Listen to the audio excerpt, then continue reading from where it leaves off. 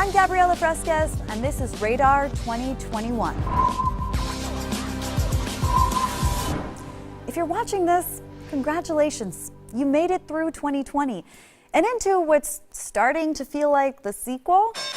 Yesterday marked a few important milestones, like 1 year since the first coronavirus patient was diagnosed in the U.S., 20 days since I stopped panic buying crystals on Etsy, and, oh yeah, we got a new president. Preserve, protect, and defend the Constitution of the United States. the Constitution of the United States. So help you God. So help me God. Congratulations, Mr. President. Yesterday's inauguration was all about closing a chapter because, as my therapist would say, closure is the marker of a new beginning, regardless if it's a mutual break. As in, regardless of whether one side relentlessly tries to ignore reality, reason, a sense of decorum, or the will of the American voters. But just when we thought we could return to our regularly scheduled programming of predictability, diplomacy, and, I don't know, maybe not inciting a violent insurrection at the U.S. Capitol, we were hit with a blast from the all-too-recent past.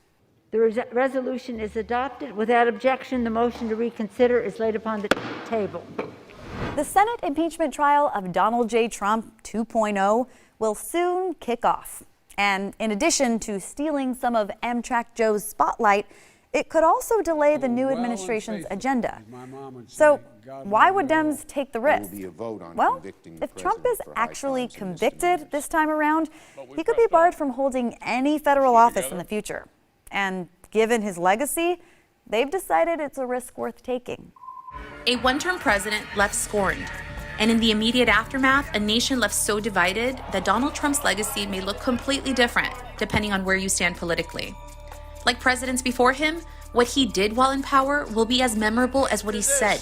We're going to walk down and I'll be there with you because you'll never take back our country with weakness. You have to show strength. But unlike his predecessors, Trump's words will go down in history as having incited a deadly takeover of the U.S. Capitol.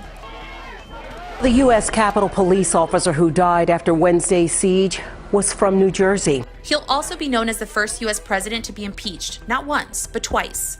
The Constitution requires us to impeach and remove Donald John Trump. The first time for soliciting the interference of a foreign government in the 2020 presidential election.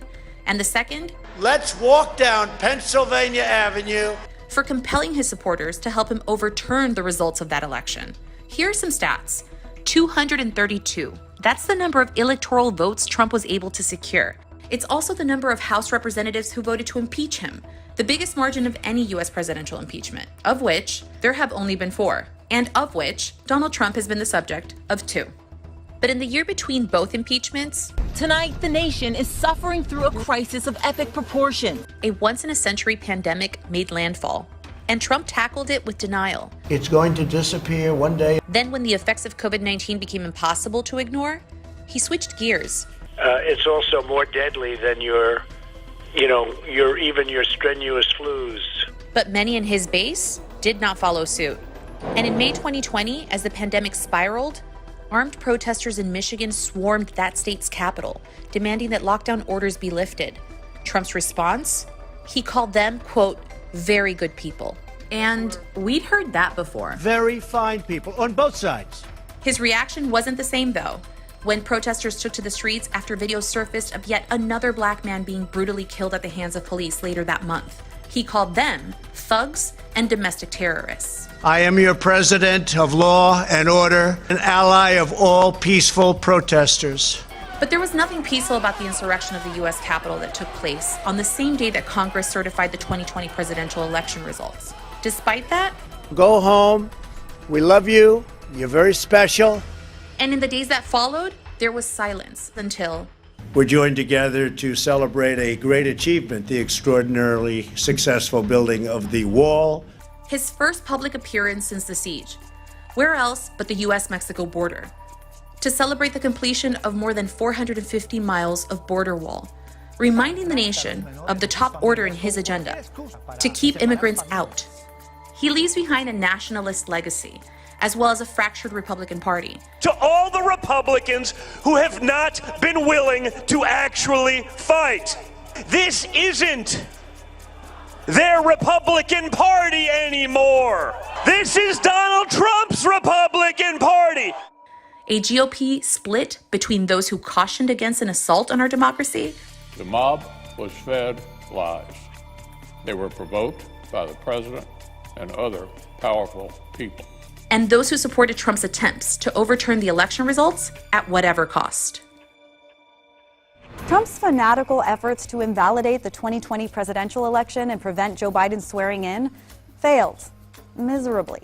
The Trump campaign is losing a lawsuit to seek to halt vote counting in Michigan. The federal judge this weekend dashed the hopes of President Trump's campaign in Pennsylvania. Judges keep throwing them out for lack of evidence. Breaking news tonight from the U.S. Supreme Court rejecting that lawsuit backed by President Trump. I feel like if Trump had owned a dog, things could have turned out differently.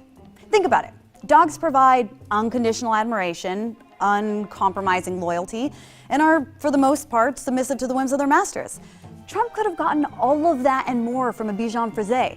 Plus, it's way cuter than Stephen Miller, and still white. Because we all saw what happened when a member of the Trump team dared to dissent. Let's take a moment to reflect on the 4-year series we like to call The Apprentice, White House Edition. You're fired. You were not able to effectively lead the Bureau. You're also fired. The president has asked Secretary of State Rex Tillerson to step aside. You're fired. Jeff Sessions stepping down. You're fired. Announcing via tweet, Defense Secretary Mark Esper has been terminated. You're all fired. But a lot of Trump administration officials didn't wait to be fired. They quit. Some early on, and a slew of them just 2 weeks ago following the hostile takeover of the U.S. Capitol that was carried out by a Trump-fueled mob who bought into the president's lies of a rigged and stolen election.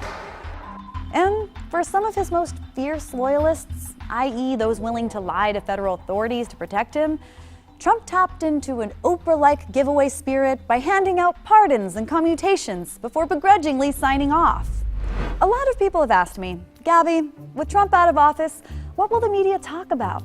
The answer is literally anything, but more specifically, stuff that matters. Remember what that used to be like? Me neither. This is the race against time. Growing crisis overseas. 2 inmates involved in a brazen prison break. The U.S. women win the World Cup. They're calling this Deflategate. But I suppose it was a challenge for the media to stay focused when the president managed to unleash over 25,000 tweets while in office. You know, before he was banned. Set forth the largest deficit in U.S. history, left the nation's federal debt at $21 trillion, and introduced 0 plans to overhaul the nation's healthcare system. And there was like this wall Mexico forgot to pay for. Either way, President Joe Biden and Vice President Kamala Harris have officially received the White House Wi-Fi passwords following a ceremony that, in light of COVID-19 guidelines, looked and felt different from inaugurations of the past. Una nación bajo Dios indivisible con libertad y justicia para todos. Let's get loud. Equipped with music.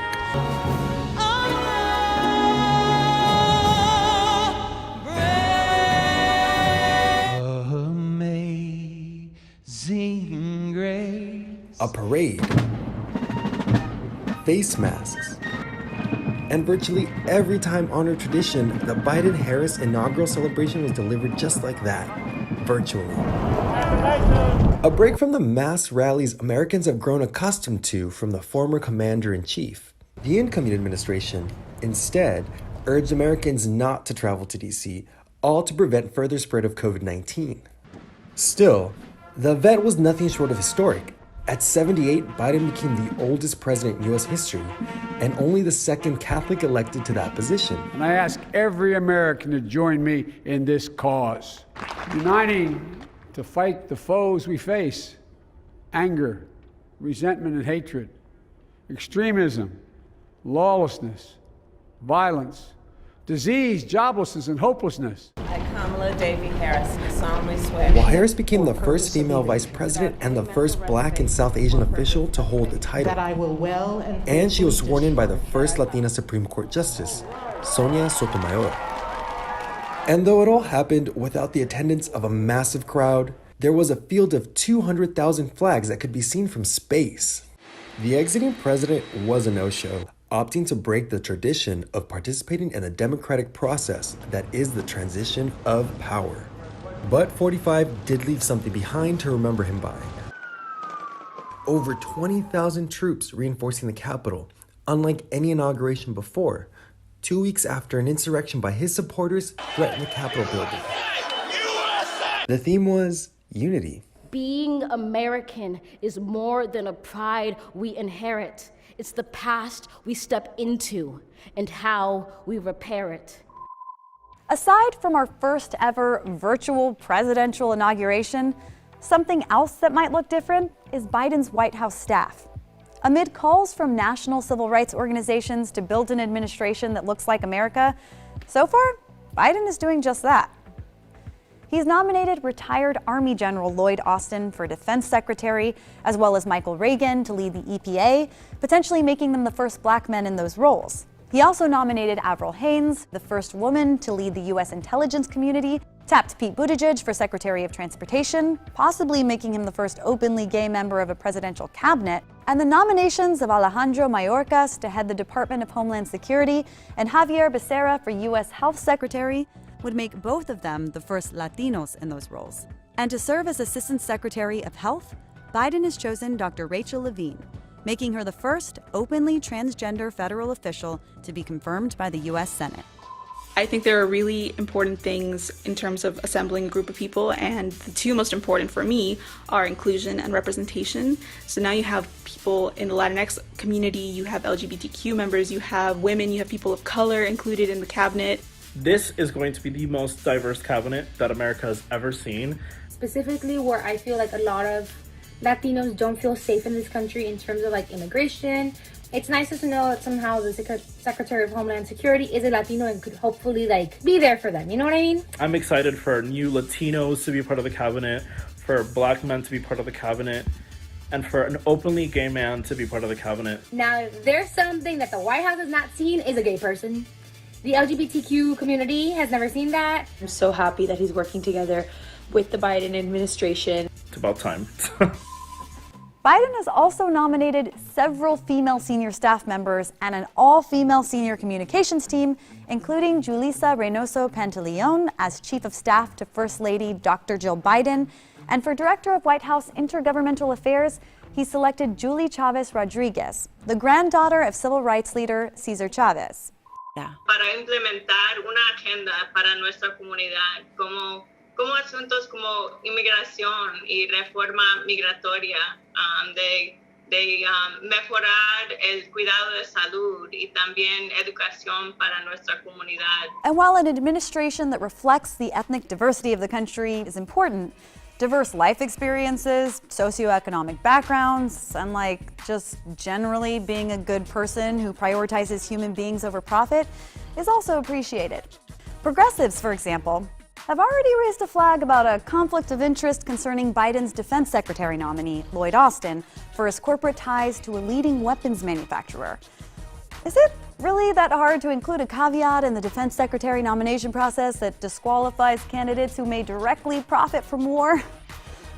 Overall, Biden's public political agenda seems to have elements that could satisfy multiple sides of a splintered Democratic Party.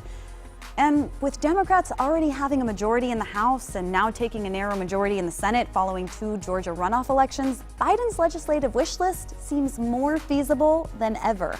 The chair lays before the Senate 2 certificates of election for the state of Georgia and a certificate of appointment to fill the vacancy created by the resignation of former Senator Kamala D. Harris of California.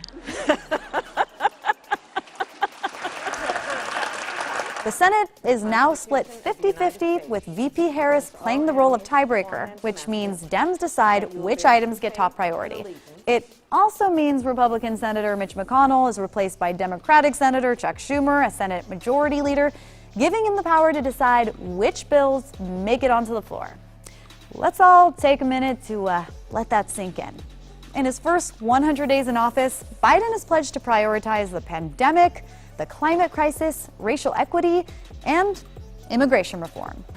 And he's already gotten started with the multitude of executive orders he signed in his first couple of days in office. On immigration, he's promised to eliminate restrictions on asylum seekers, ensure a 100-day moratorium on deportations, and ensure protection for dreamers, which is, ironically, Stephen Miller's nightmare. But the former VP of an administration that deported more than 3 million immigrants will need to do a lot more than that to carve out a road to redemption.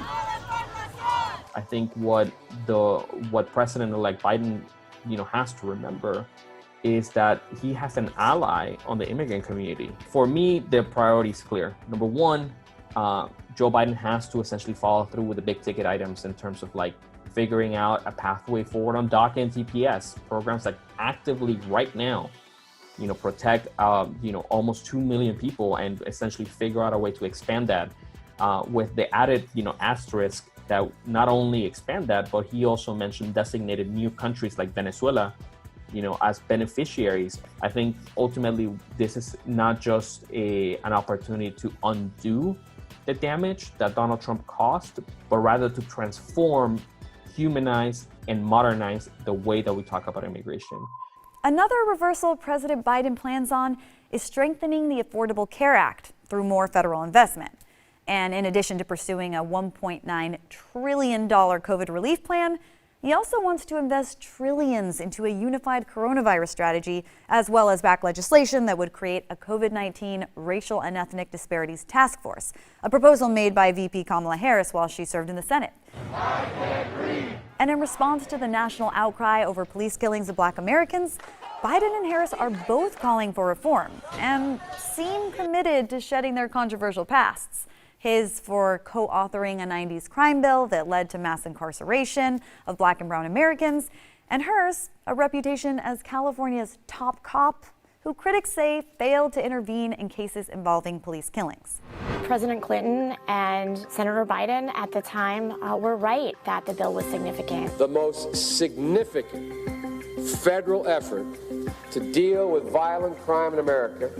There was the good and there was the bad. For example, the bill eliminated 19 types of semi-automatic assault weapons. But the most pernicious provision of the 1994 crime bill was its $12 billion authorized for states across the country that would enact what's called truth in sentencing laws. The federal government essentially subsidized states across the country to build more prisons. Harris claims that in the 2000s, she didn't flex laws like 3 strikes. She said as DA, her policy was only to pursue a 3rd strike if the crime was serious or violent. And yet she remained proud that the felony conviction rate rose during her tenure. When we're talking about serious and violent crime, lock them up. In San Francisco, in my office, we've increased the conviction rates for the DA's office to the highest they've been in just under 15 years. Both Biden and Harris want to institute a national police oversight commission, invest $300 million into community policing measures, and task the Justice Department with investigating police misconduct. And sure, we've been here before, wading through the promises of a new administration. Many Americans are skeptical or flat out distrust the government's ability to solve the country's most pressing issues. And given the dystopian freak show that American politics has become, I don't blame you. But one particular sector is optimistically rallying around a certain minor issue: student loan debt, or as I like to call it, indentured servitude of the 21st century. From the start of the Great Recession in 2008 to the relative economic stability of 2018, college costs increased by 25%, while student debt increased by 107%. State and federal funding for higher education, the biggest source of revenue for most schools, has not returned to pre-2008 levels. The decisions of the past are having a significant impact on borrowers today. $1.6 trillion. That's, a significant fraction of our $20 trillion GDP. That's how much we produce for the country per year. 325 organizations and nonprofits are pressuring Biden to enact student loan debt forgiveness. And they're not alone. Senator Chuck Schumer is calling on Biden to forgive up to $50,000 in student debt per borrower on the first day of his presidency. That's the type of pardon a lot of Americans can rally behind. The largest category of household debt, other than mortgages, is student loans, and most of that debt is owed directly to the federal government. if people who, instead of spending that money in the economy, are spending that money by sending money back to the federal government on their student loan payments.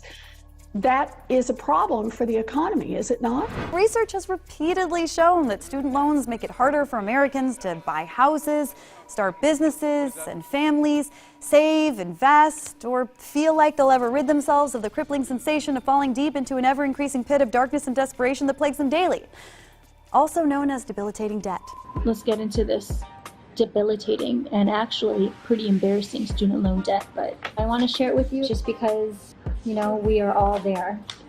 And hopefully one day I will cry of happiness because I am no longer Sally Mae's.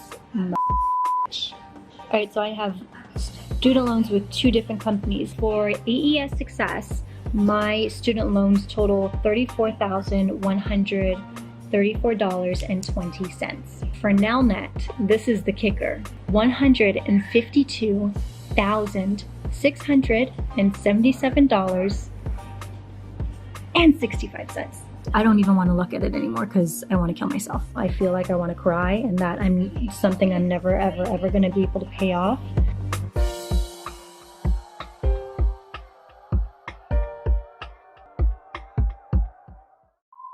So, if the new POTUS and Veep are looking to fast-track real economic recovery, student loan debt forgiveness could be a starting point. Just saying. For a friend. A very close friend. So yeah, there will be plenty of stuff for the media to talk about with Joe Biden and Kamala Harris in office. The news might not be as sensational or unprecedented or focus on as many salacious memoirs written by disgruntled ex-White House officials. With any luck, it might even be boring, or tolerable, or just unremarkable. Personally, I'm looking forward to far fewer anxiety-inducing headlines, making science a thing again, a president who doesn't hesitate to denounce white supremacy, and having a dog in the White House again. Because all Americans can agree that dogs are awesome, I think. I'm Gabriela Fresquez for Radar 2021. You made it through 2020, everybody. See you next week.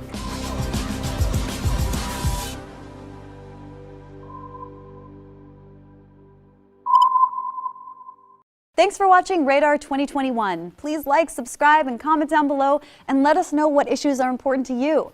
Because let's be honest, there are a lot of issues to choose from. So many.